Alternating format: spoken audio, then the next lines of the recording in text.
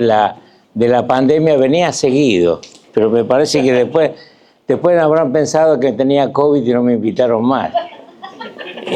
Pero si tenía COVID, yo tenía COVID Esther también. Así que, pero doy gracias a Dios. La mayoría de ustedes no los conozco, pero hay un grupo que sí los conozco bien. Así que por la gracia de Dios, el Señor me permite estar aquí con ustedes en esta tarde. Y qué importante que es la Navidad, ¿eh? Algunos se piensa que solo es el regalo la Navidad. Y algunos se piensan que solo es la comida la Navidad. Y algunos se piensan que solo es la familia. Y a pesar de que todo esto es realidad, la Navidad es la encarnación del Señor Jesucristo, el Dios eterno hecho hombre. No nos podía salvar como Dios, nos tenía que salvar como un hombre igual a nosotros. Y eso es lo que vamos a tratar de hablar hoy, pero quisiera comenzar contando primero una historia que en el año 1955, yo pienso que la mayoría de ustedes no había nacido, por decir todos, yo ya había nacido. En ese año, 5 misioneros americanos se trasladaron a Ecuador para trabajar allí con unas tribus indígenas de los indios Aucas, que se llamaban en esa época. Esta gente, eran totalmente salvajes, ¿no? Nunca habían recibido al hombre blanco, ni siquiera habían escuchado nada de Dios. Entonces estos hombres, 5, fueron a ese lugar y trataron de entablar conversaciones y para llevar el evangelio. Aprendieron, estando en Estados Unidos, aquí aprendieron su lengua y pudieron compartir el evangelio.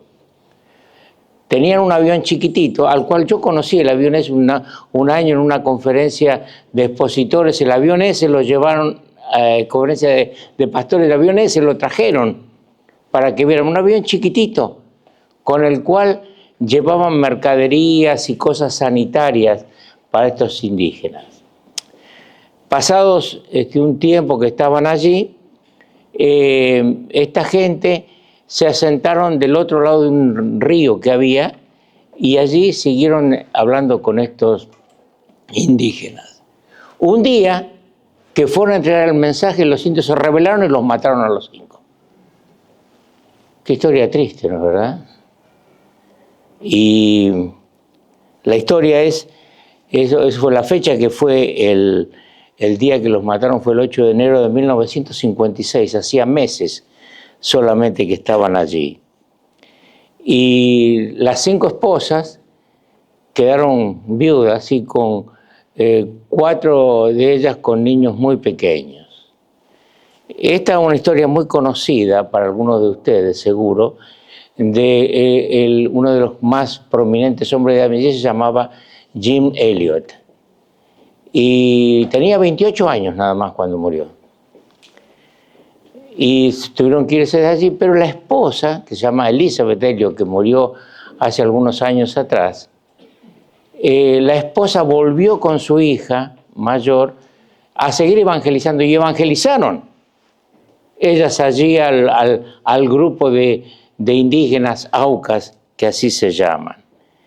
Y estas personas que intentaban llevar el evangelio realmente fueron muertas, pero dejaron un legado, una herencia que podemos decir para todos, ¿no? Que no era mirar solamente la tragedia de la muerte de ellos, sino una victoria, porque al final el evangelio entró en ese lugar. Esta mujer, Elizabeth Elliot, escribió varios libros contando de la experiencia que habían tenido allí, de cómo el evangelio había entrado, incluso para animar, que era lo que quería hacer Jim Elliot, era animar a los hermanos a que fueran a evangelizar a lugares donde nunca había llegado el evangelio. Y el martirio de ellos, y en especial de Jim, y la historia que contó Elizabeth en esos libros. Yo me acuerdo haber sido un adolescente y haber leído un libro que se llama Portales de Esplendor. Yo no sé si alguno de ustedes ha tenido, es un libro misionero lindo para leer y ver cómo el Señor obró allí en el Ecuador. Y este legado de los hombres, los que nos dejaron estos hombres, se puede describir como una derrota. Se murieron. Sin embargo, es una derrota que llevó a un triunfo, ¿no? Y esta tragedia, realmente, fue una victoria para el avance del Evangelio entre aquellos que nunca habían escuchado el Evangelio. Hay una palabra, ustedes seguro que tienen su hojita, una palabra rara, que es la que describe este concepto de una derrota a una victoria. Y la palabra se llama paradoja. No, tal vez es una palabra que no usamos muy común. Realmente yo me tuve que ir a buscar en el diccionario bien lo que quería decir. A veces uno la nombra, pero la paradoja es un dicho u hecho que parece contrario a la lógica, ¿no? Y en este caso, el caso de Jean Elliott, podemos decir que la paradoja es que esa tragedia, el martirio de este hombre joven, se transformó en una victoria. Cumplió los perfectos designios de Dios. Podemos decir que su tragedia en sí no era una tragedia, sino una tragedia que culminó en un triunfo, y un triunfo para el Evangelio. Seguramente diría Evangelio. ¿Qué significa Evangelio? Lo mencionaba antes Luis. Evangelio son buenas nuevas, y las buenas nuevas de salvación a través de Jesucristo. Bueno, pensando en la paradoja, hoy en día conocemos paradojas, ¿no es verdad? La mencionamos, pero no sabemos cómo nombrarla. A ver, ¿conocen esa que dice lo barato? ¿Cómo dice? Lo barato sale caro, ¿no? Otra que dice, lo que fácil viene, fácil se va. O la otra que dice, perder para ganar, que esa es la que más me gusta, ¿no? Perder para ganar. Y no hay mal que por bien no venga. Miren, usted no sabía que eso eran paradojas, seguramente, pero son paradojas, ¿no? Y realmente lo que cada dicho tiene en común, que es que parece negar lo que afirma, ¿no? Y lo que supone uno que es la verdad termina siendo lo opuesto. Va en contra del sentido común. Así que es como la muerte de estos 5 hombres resultó en una victoria para el reino de Dios. Y podríamos pensar, ¿cómo es que la muerte del Hijo de Dios podría ser un triunfo, una victoria?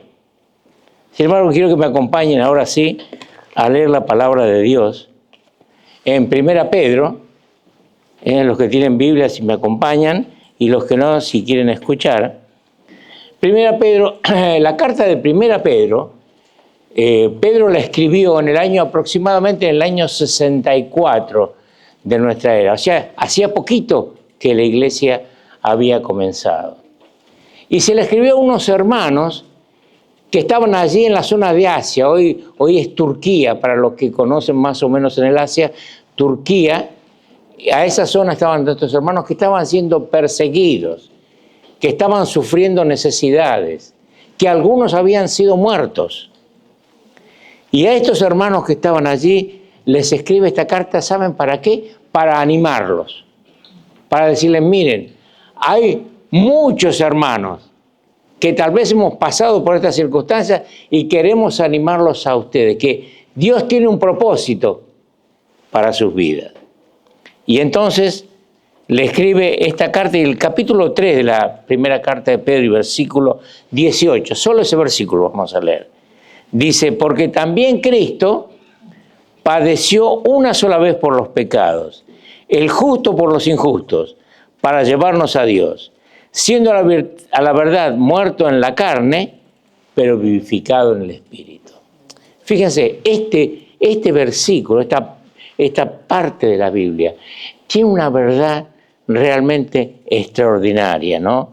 Y yo creo que ese era el propósito de Pedro, que los hermanos que recibían esta carta leyeran esto, que dice que Cristo, el Hijo de Dios, había padecido una sola vez por los pecados, el justo por los injustos, para llevarlos a Dios, pero que había sido, aunque muerto, había sido vivificado en espíritu. Y ustedes saben que podría Pedro anticiparse a preguntas como ¿por qué tengo que sufrir así? Que podrían hacer los hermanos que estaban allá. O ¿cómo puedo aguantar este dolor? Son preguntas que nos hacemos nosotros, ¿no es verdad? Muchas veces cuando pasamos por problemas, el de la otra cuadra no le pasa nada, pero yo estoy sufriendo. Aquel que es un mal padre, un mal esposo, un ladrón, no pasa por los problemas que paso yo. Pero tampoco conocemos cuál es el propósito de Dios para eso, ¿no? Y podemos a veces identificarnos con los que recibieron la carta. Y alguna vez nos sentimos desanimados, alguna vez sentimos que este mundo está contra Dios y su palabra. Pero hoy cantamos una canción que tenía una palabra, que yo la escuché y digo, la voy a explotar, esa palabra que está ahí, y que dice esperanza. Claro, los que somos de Dios tenemos la esperanza real de que un día todos estos dolores se van a terminar. Vamos, no tal vez aquí en la tierra, sí en el cielo. El apóstol Pablo decía que pensando en las glorias que iba a tener en el cielo, los de acá, problemas de acá, no son comparables con esas glorias que tienen en el cielo. Y por eso es el Evangelio. Y esto tal vez ustedes están pasando ahora por, ustedes que no tienen a Cristo como su Señor y Salvador, que no conocen las buenas nuevas del Evangelio de salvación, están pasando por problemas. Pero saben que hay una esperanza. Y la esperanza es Cristo. Por eso le pido que preste atención a eso, ¿no? Y fíjese que nosotros los que confiamos en Cristo como nuestro Salvador, y ustedes, pasamos por problemas. Pero en vez de alejarnos de la mente, de pensar por qué Dios permite eso, tenemos que enfocarnos en cuál es el motivo por lo cual Dios permite eso, ¿no? Y en nuestro texto es lo que encierra, ¿no? Y entonces yo le puse el título al mensaje que quería hablar, que esta es una paradoja, una cosa que parece contraria, ¿no? Cómo el sufrimiento, que sería la paradoja, resulta en salvación. ¿Cómo? ¿Cómo es eso? ¿Cómo se puede ser victorioso sobre la muerte? Cuando uno dice, se viene la muerte, se terminó todo. Bueno, y fíjense que este versículo que hemos leído comienza con la palabra ¿por qué? O porque. ¿No? Dice, porque mejor es, no, perdón, porque también Cristo padeció. ¿Y por qué dice esta palabra que es una palabra que se llama de enlace, ¿no?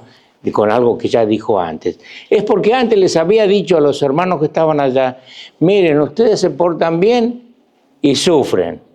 Ustedes hacen lo que la ley manda y son perseguidos. Ustedes son buenos con sus buenos padres y sus hijos los pelean, no los quieren. Bueno, esta expresión porque nos da la idea de que está en el pasaje anterior, nos da la idea de que vivimos en un mundo hostil, tanto los creyentes como los que no son creyentes, vivimos en un mundo hostil, un mundo, al decir hostil, es un mundo que está peleándose con nosotros siempre. Y entonces, más para los hijos de Dios como nosotros que confiamos en Cristo, cuando queremos vivir bien, honrar a Dios, vernos diferentes de los que nos rodean, somos perseguidos por ella. Tal vez no la persecución que sufrieron estos hermanos, pero ustedes saben, ¿no?, que a veces por decir algo, más en la época que vivimos, por decir algo de Dios en donde trabajamos o en donde vivimos, o con nuestros familiares, ya no nos invitan más o nos ponen al costado. Es un tipo de persecución eso, ¿no? Y Pedro, cuando inicia este versículo, lo dice con el propósito de animarlos, mostrándoles que, ¿quién sufrió primero? Ahí está. Luis dice, el que sufrió primero es Cristo, claro, para mostrarnos que nosotros podemos pasar por las mismas circunstancias. Y Él sufrió, ¿no? Y vamos a ver en este versículo 18, vamos a estudiar 4 componentes, ¿no?, que nos demuestran que el sufrimiento de Jesús resultó en nuestra salvación. Una paradoja. ¿Cómo un sufrimiento de alguien va a ser algo bueno para otro? Mejor sería que lo que es bueno para él sea bueno para mí, que es lo que pensamos nosotros. Sin embargo, fíjense, el primer componente que tenemos es que Cristo murió por los pecados una sola vez. Ahora, ¿qué significa eso? Porque dice, murió una sola vez. ¿Qué significa? Bueno, resulta que para ubicarnos en esto tendríamos que pensar como pensaba un judío en esa época. Hay una carta que se llama la Carta a los Hebreos, que fue escrita, bueno, no se sabe por quién fue escrita, pero que fue escrita con la idea de mostrar cómo todas las cosas que hacía el hombre para agradar a Dios y para que sus pecados fueran perdonados no servía para nada. Sin embargo, había una ley, ¿no? Y ese sistema de sacrificios que ellos tenían que ofrecer animales, y realmente esos animales eran los que, bueno, tenían que morir. Y era como lo que servía para... Van a escuchar una palabra que voy a decir varias veces, tal vez, la palabra espiar, que no es espiar así como que quiero ver, ¿no?, que estoy espiando, no. Quiere decir la palabra perdonar, ¿no? Y para restablecer la relación que teníamos con Dios, la única forma que necesitábamos era que Dios perdonara nuestros pecados. Pero yo no podía decirle cómo llegar a Él, pedirle perdón, porque no sabía cómo. Entonces Dios había ideado, había hecho real eso de los sacrificios. El hombre se acercaba a Dios por esas cosas. Y era como el pueblo de Dios en esa época, los israelitas, y en esta época que fue escrita la carta, los judíos, encontraban el perdón de sus pecados, ¿no? Para purificar los pecados, fíjense qué cosa, por siglos, para purificar sus pecados, los hombres habían matado millones de animales. Dicen los estudiosos que en la época de la Pascua, que era una época en la cual se rendía adoración a Dios y se pedía perdón matando un corderito, se mataban 250.000 corderitos. Creo que podríamos comer casi todo acá, Carlsbad y Oceanside, por mucho tiempo, gratis. Sin embargo, ellos lo hacían para eso, ¿no? Y fíjense que habíamos dicho que Jesús había muerto una sola vez. Y acá viene el enganche, dice, porque la carta esa que le decía antes a los hebreos dice que todo sacerdote, que era el que oficiaba en los sacrificios, está día tras día ministrando y ofreciendo muchas veces los mismos sacrificios que nunca pueden quitar el pecado. ¡Qué inservibles! ¡Qué millones de animales que murieron para no quitar el pecado! Entonces, día tras día estos sacerdotes tendrían que ofrecer sacrificios constantemente con ese resultado. No quitaban el pecado, no eran suficientes para quitar el pecado. Pero vino Jesús. Ahora celebramos, ¿no? En la encarnación. Vino Jesús. En un tiempo determinado de la historia. No podemos decir exactamente que fue el 25 de diciembre, pero es un tiempo de la historia de hace un poco más de 2000 años atrás. Y dice, la misma carta de los hebreos que decía antes, dice que Jesús, que no tiene necesidad cada día, como los sacerdotes, ofrecer sacrificio primero por sus pecados y luego por los del pueblo, porque lo hizo una vez y para siempre. Escuchen bien, ofreciéndose a sí mismo. Él llegó a ser el cordero y también el sacerdote. Él se ofreció a sí mismo, una sola vez. ¿Y saben cómo lo hizo?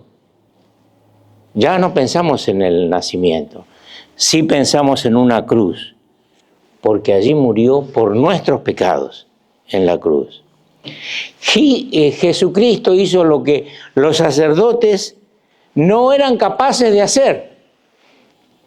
Y no lo hizo por cientos de años, lo hizo una sola vez y para siempre. Ahora, imagínense los lectores de esta carta, allá en el Asia, que estaban acostumbrados a decir que tenían que hacer sacrificio todos los días o multitud de veces, y escuchan que Cristo una sola vez murió. Una sola vez. Y los salvó a todos, ¿no? ¿Verdad? No necesitó otro sacrificio. El sistema ese de sacrificio que los afligía a ellos tremendamente había sido abolido. No era necesario ir al sacerdote, sino que podían ellos, los que estaban allá, ir a Jesús, que era el sacerdote por excelencia.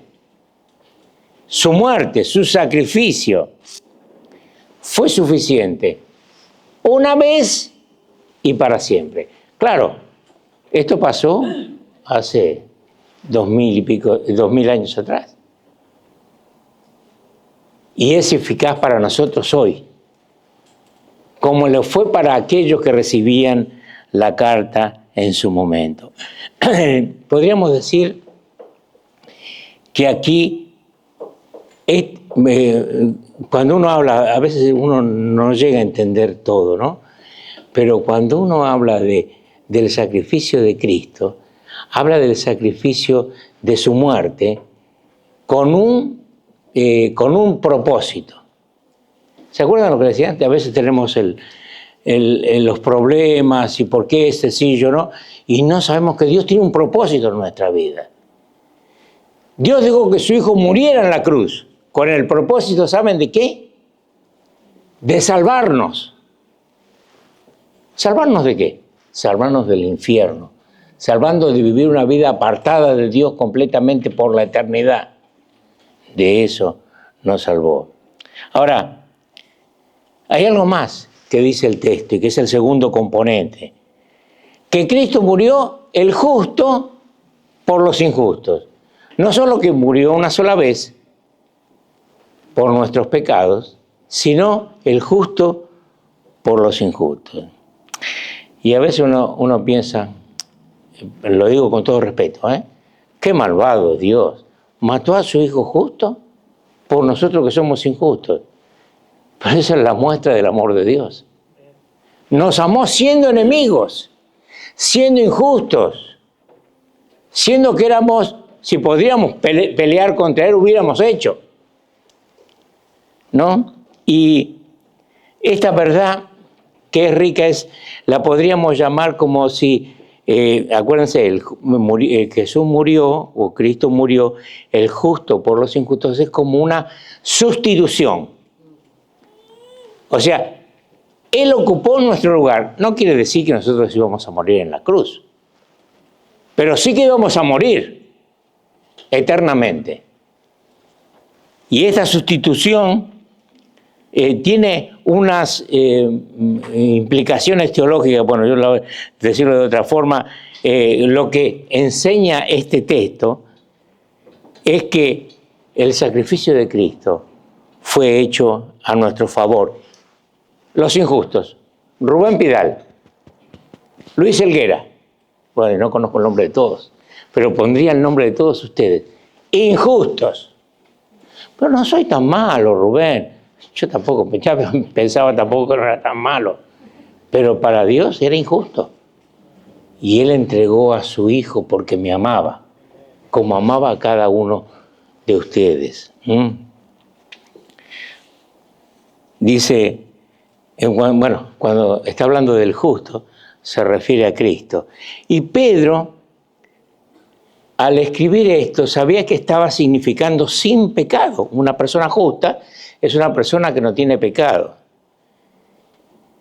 Ahora, imagínense, seguramente Pedro estaba allí con el Señor Jesucristo cuando el Señor Jesucristo dice, ¿quién de ustedes me acusa de pecado? Y la Biblia nos dice que nadie le pudo decir, sí, yo me acuerdo que le mentiste a tu mamá, yo me acuerdo que un día hiciste trampa a este, no. Y ahora que ya era un adulto, nadie podía decirle nada.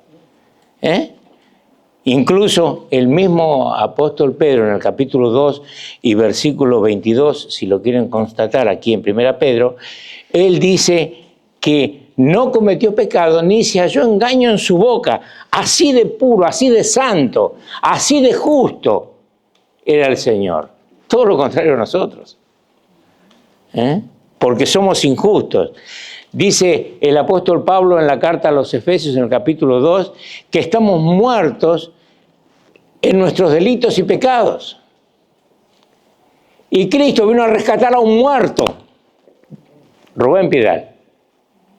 Lo vino a rescatar muriendo en mi lugar. Qué cosa tan maravillosa, miren.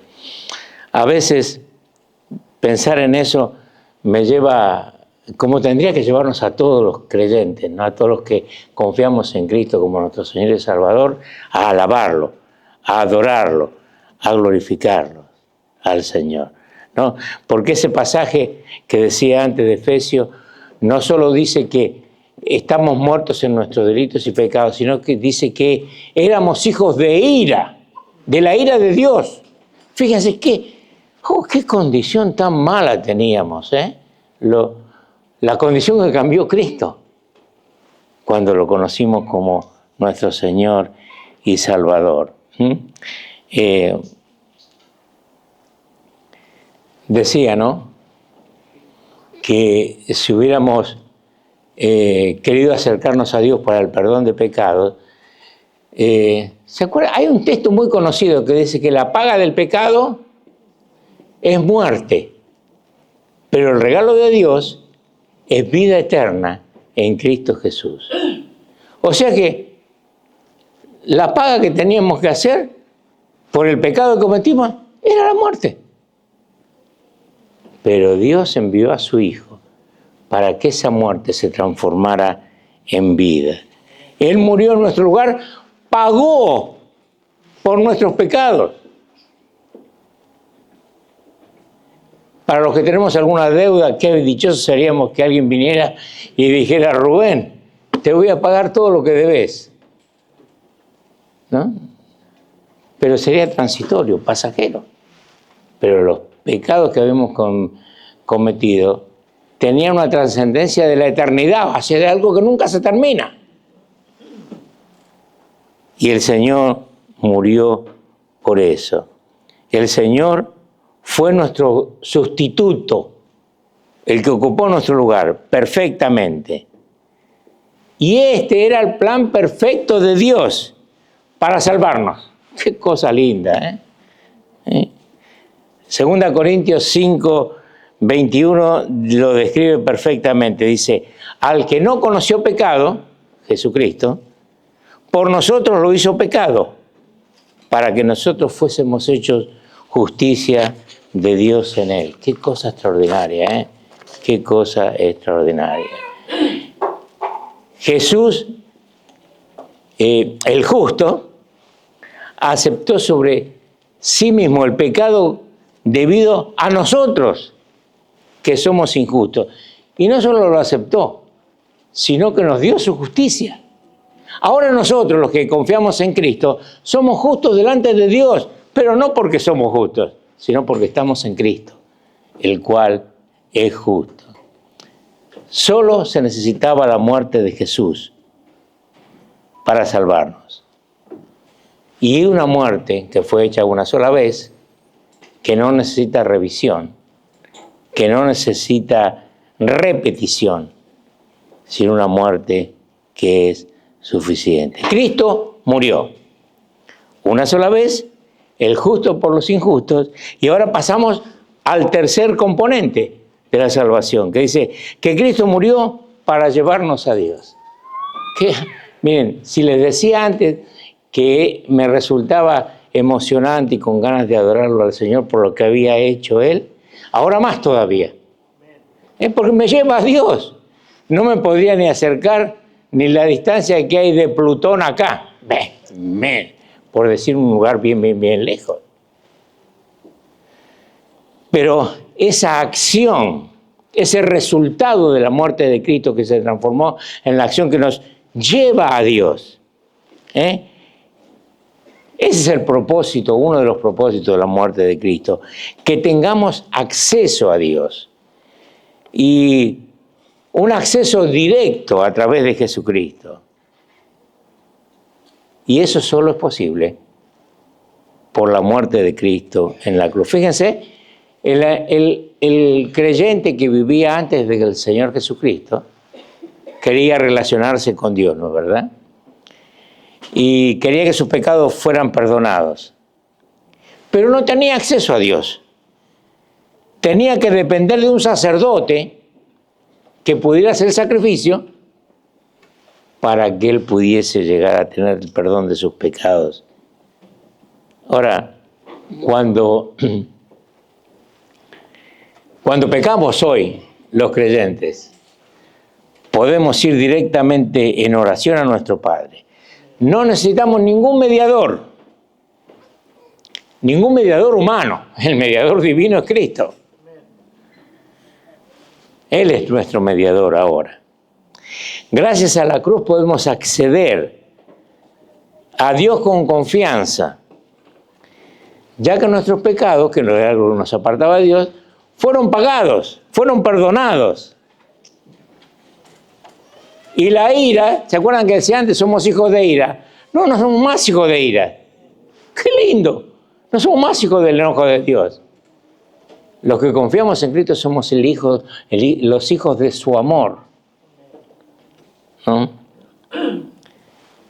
Recuerden entonces, Cristo murió una sola vez por los pecados. El justo por los incultos, para llevarnos a Dios. Y eso nos lleva al cuarto y al último componente, que Cristo murió en la carne, pero fue vivificado en el Espíritu. Y esta frase confirma la muerte física del Señor. Cuando el Señor estaba allí en la cruz, si usted lo quiere leer, Juan capítulo 19, versículo 30, dice, gritó el Señor, consumado es, o es lo mismo que decir, está todo acabado. Y habiendo inclinado la cabeza, entregó el Espíritu. Muestra que murió. Incluso cuando pasaban los soldados para acelerar la muerte de los que todavía no se habían muerto, perdón que me estoy moviendo de un lado para el otro, para acelerar la muerte de los que no habían muerto, les cortaban las piernas. Y los soldados, o les quebraban las piernas. Y los soldados pasaron alrededor del Señor, lo vieron ahí y ya había muerto.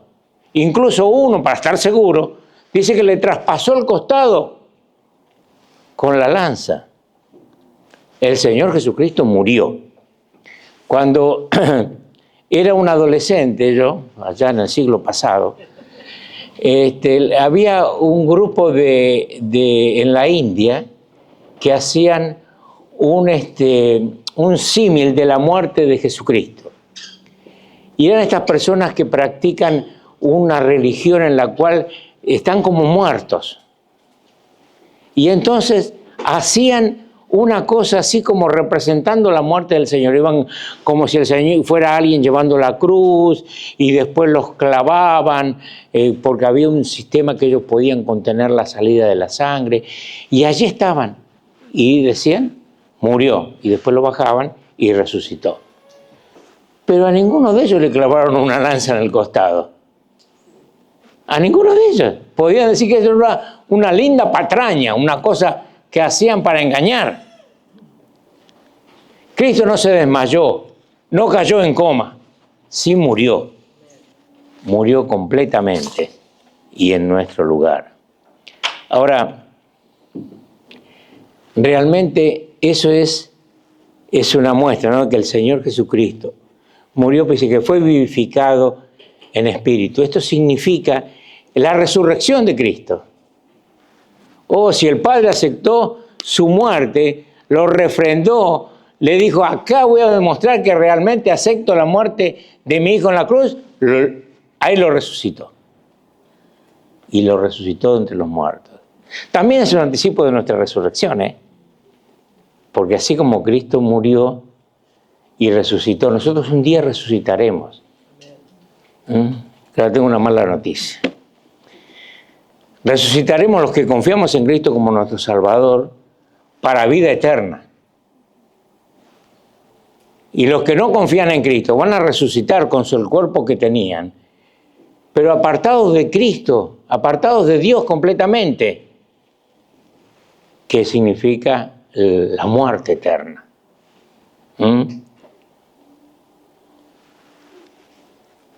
Damos un paso atrás, ¿no? Y miramos ahora lo que dice el versículo otra vez 18. Y lo voy a leer de vuelta. Dice, porque también Cristo padeció una sola vez por los pecados, el justo por los injustos, para llevarnos a Dios, siendo a la verdad muerto en la carne, pero vivificado en espíritu. Recuerdan que habíamos dicho que esta era la paradoja del sufrimiento de Jesús que resulta en salvación para nosotros, ¿no? Y cuando vimos estos 4 componentes, realmente comprendimos que Cristo sufrió. Que nadie en la tierra, ha sufrido tanto como Él. Piensen que Jesucristo era Dios. Dejó, como nos dice la palabra de Dios, la gloria celeste para ocupar un lugar en la tierra, en un cuerpo humano. Así como era, y ya lo dijimos antes, 100% Dios, era 100% hombre. El Dios de gloria, la segunda persona de la Trinidad, el perfecto Hijo de Dios. Entonces, ¿qué encontramos en esta paradoja? ¿Cómo es que resulta nuestra salvación? Parece un contrasentido. Miren, hay una canción, yo no sé si ustedes la conocen, pero la cantábamos cuando vivíamos en la Argentina, que decía que en el Monte Calvario, el que escribió la canción puso, hermosura contemplo sin par. Y está hablando de la muerte de Jesús. Y yo digo, ¿cómo voy a encontrar hermosura en la muerte de alguien que es un ser santo, un ser justo, un ser que vino a dar su vida por mí? ¿Cómo voy a encontrar hermosura? Bueno, esa es la paradoja. Ese es el contrasentido, ¿no? Algo tan triste como la muerte resultó en algo grato, increíblemente grato, que es el triunfo para nuestra salvación. Entonces, la muerte de Cristo, hermanos y hermanas y amigos que no tienen a Cristo como el Señor y su Salvador, no es el final de la historia, sino el principio de nuestra salvación. Los que somos salvos podemos decirlo, ¿no es verdad? Nuestra vida comenzó cuando Jesús llegó a nuestra vida.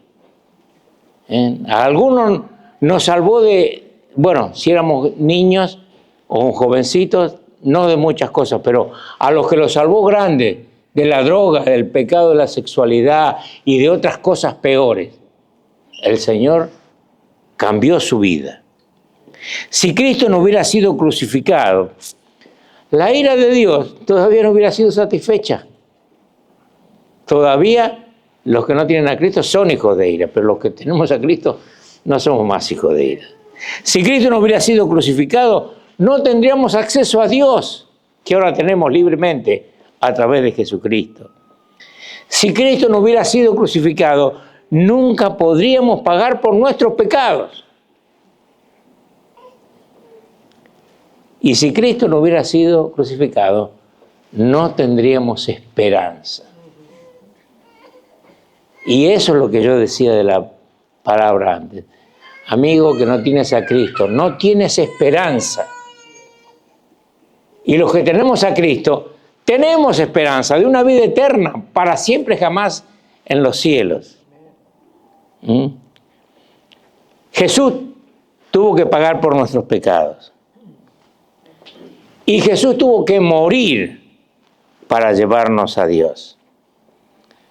Y gracias a ese sufrimiento extremo, nosotros hoy podemos tener salvación. Gracias al plan perfecto de Dios, que lo preparó desde antes que creara el mundo, podemos ser llamados hijos de Dios, salvos de una eternidad, como les decía antes, en el lago de fuego, apartados completamente de Dios.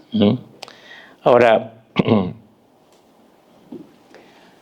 una de las cosas que decíamos al comenzar, que decía el hermano Luis Helguera, es que esto sirve para la reunión esta, sirve para a los creyentes, para perfeccionarnos, para hacernos más parecidos a Dios. Miren qué expresión maravillosa, ¿no? Que el Hijo de Dios, cuando está hablando al Padre, le dice: yo te he glorificado.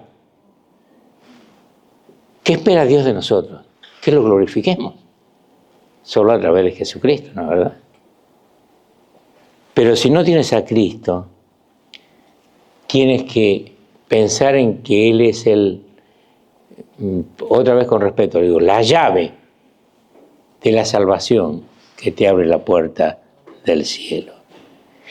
Dios, para los creyentes, no desperdicia nuestro sufrimiento, Tampoco nosotros debemos que desperdiciarlo. ¿Recuerdan ese texto tan conocido que dice todas las cosas, ¿cómo dice el texto?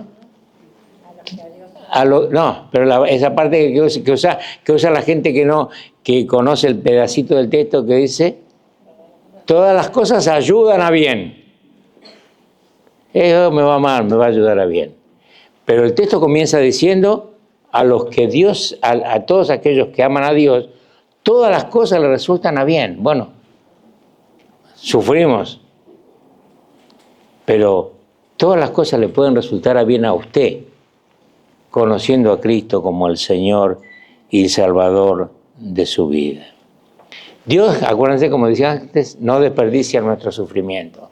Tampoco usted desperdicie su sufrimiento para alabarlo a Dios o para confesarlo como el Señor y Salvador de su vida. Ojalá que esto sea realidad en ustedes, hermanos, y en ustedes, amigos. Porque nos vemos ahora, pero qué lindo sería vernos por la eternidad. Yo me voy a ir ahora para el Valle de San Fernando, ustedes se van a quedar acá y tal vez pase algún tiempo más que no nos veamos. Pero cuando estemos en el cielo nos lo vamos a ver siempre. Algunos dirán: te tengo que ver en el cielo. Gracias a Dios que te voy a ver en el cielo y por la eternidad. Déjenme orar. Señor, gracias por tu palabra que causa una impresión verdadera de lo que es tu amor para con la humanidad y tu amor manifestado en Jesucristo para tus hijos. Que tú la bendigas en nuestros corazones. Amén.